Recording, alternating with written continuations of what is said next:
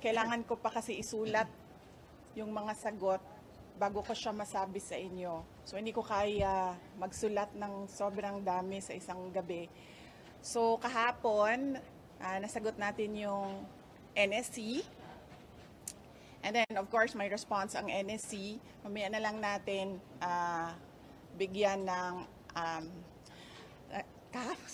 kahapon nasagot natin ng NNC, may response sila. So mamaya lang natin bigyan ng reply yung sa kanila. Sundin na muna natin yung statement ni ES and yung statement ng PSC.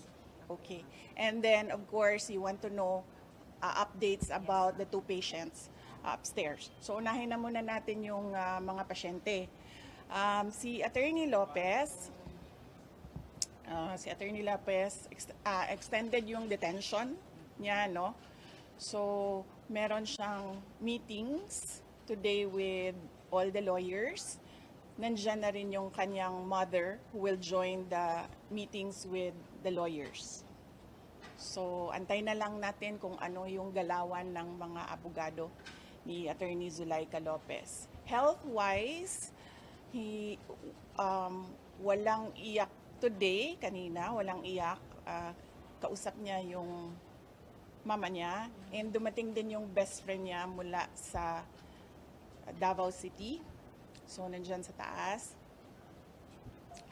And kagabi naman, medyo late natulog. And ang pagkakaalam ko, ang endorsement sa akin kagabi, hindi daw masyado kumakain. So, meron silang request na i-encourage siya na kumain. Okay? And then next is Miss Gina Acosta. As you saw during the hearing yesterday, tumaas yung blood pressure niya, 150/100. And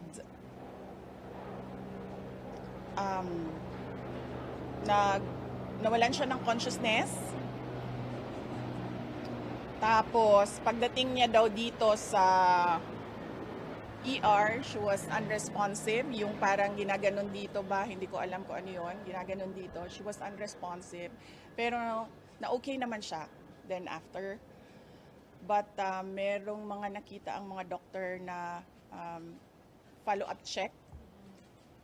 Kaya inadmit siya today. And then I visited her this morning. Nagpaalam din ako sa kanya. Ano pa siya, day 1 pa siya sa trauma niya. So, hindi pa masyadong maayos kausap. Tsaka medyo parang pagod. Yes, parang pagod siya.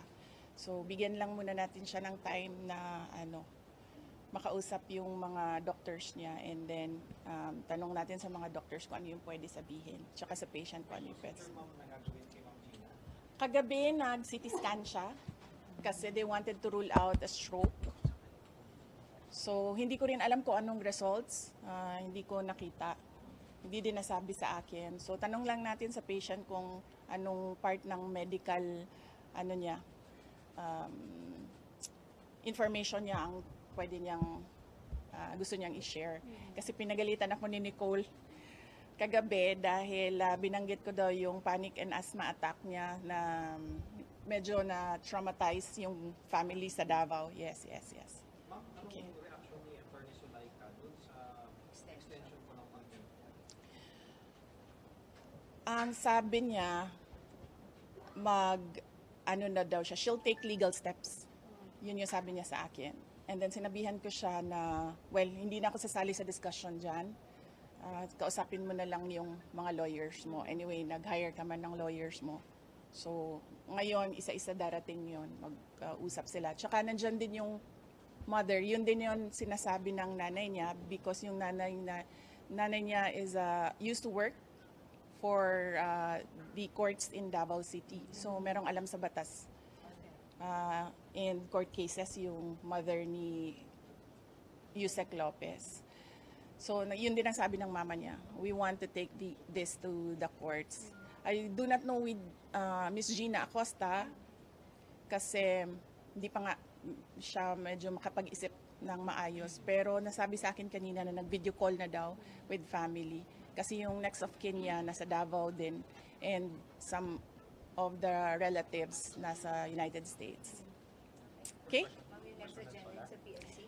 Ma'am, the PSC has doubled the security for the President, First Lady, and for the First Family. Okay, sige, unahin ko muna yung...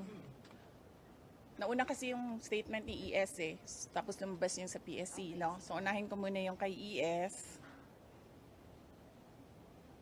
Meron naman na kayong copy nung kay ES. Ito na lang yung sagot. Nirelease na namin ang written nito. Basahin ko lang.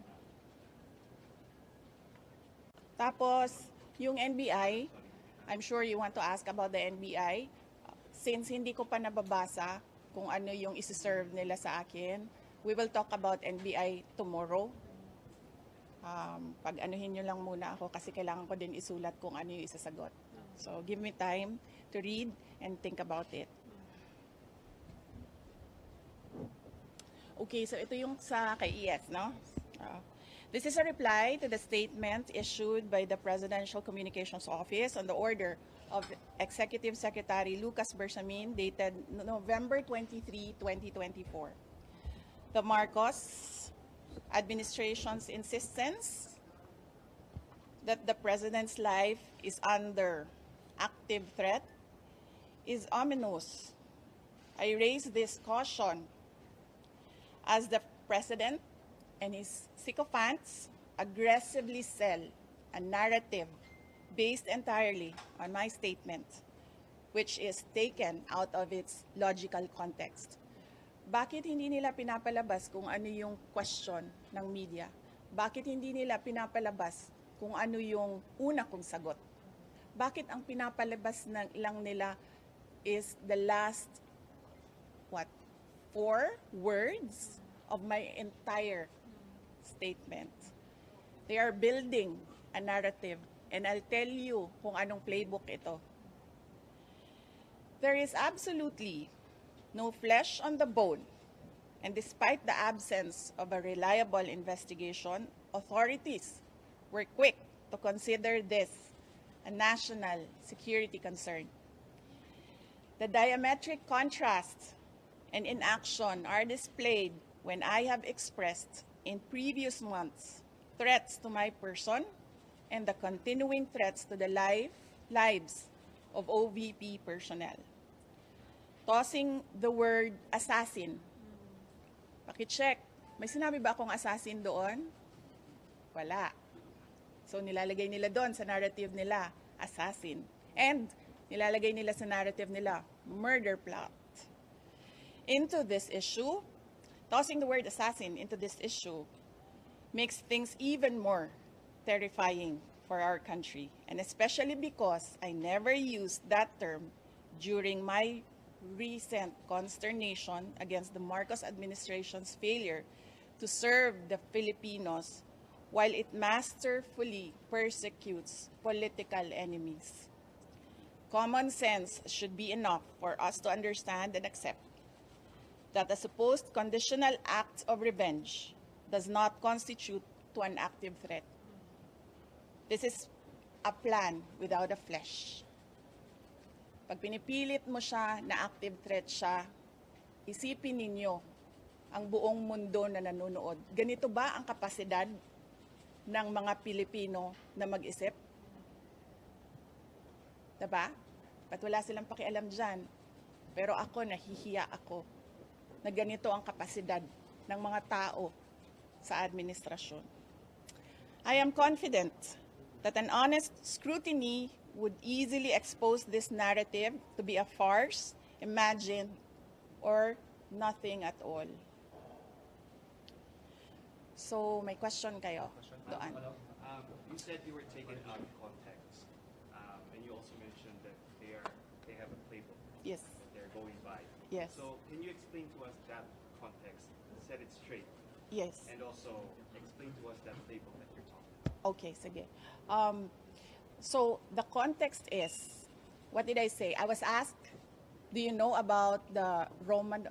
I'm sorry ha. I was asking for the transcription of all that I said.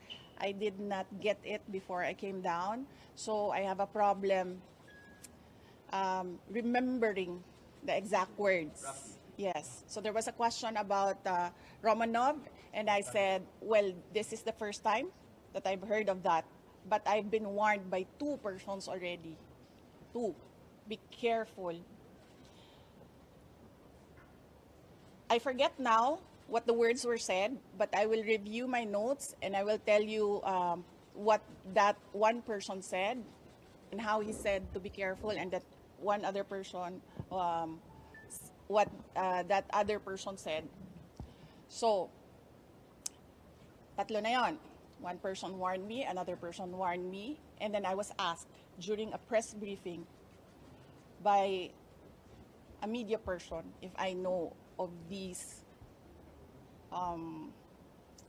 plans, if you can say the word, if that is the correct word to use here, plans.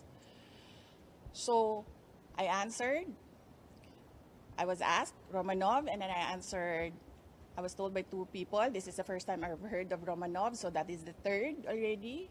And I said, don't worry about my security. If they kill me, if I die, kapag pinatay ako, or kapag namatay ako, in the context of, don't worry about my security. So this means, pinatay ka. Diba? Kasi hindi ka naman mamamatay by heart attack in relation to your security. Diba? So, pag namatay ako, I already asked a person to take revenge against 3 individuals. So, my question now to the administration, is revenge from the grave a crime? So, but you already talked to a person. Yes. Do that. Yes. In the event that you get killed. Yes. Yes. So that much is clear. Yes. So I have to die first. They have to kill me first. They have to kill me first. So now they can't kill me anymore. Unless they want to die. And in the playbook that you were talking about. Yes, the playbook. The playbook. Remember, they are known for political persecution. They suppress and oppress opposition. And then somebody was assassinated on the airport tarmac. Diba? They oppress and suppress, and the people were getting angry, frustrated, and what did they do? They created a scenario that there is a national emergency. They, set bombs to create a scenario that there is a national emergency. And then they assassinated their political enemy. So that's the playbook. We already saw that in history. So that is my proof. Pero Vice, Yes. based Ang hindi lang po nagawa ni Benigno Aquino Jr., kaya po hindi siya ano bang tawag yan? Revenge. Anong revenge? Nakaganti. Hindi siya nakaganti. Kasi hindi siya nagbilin.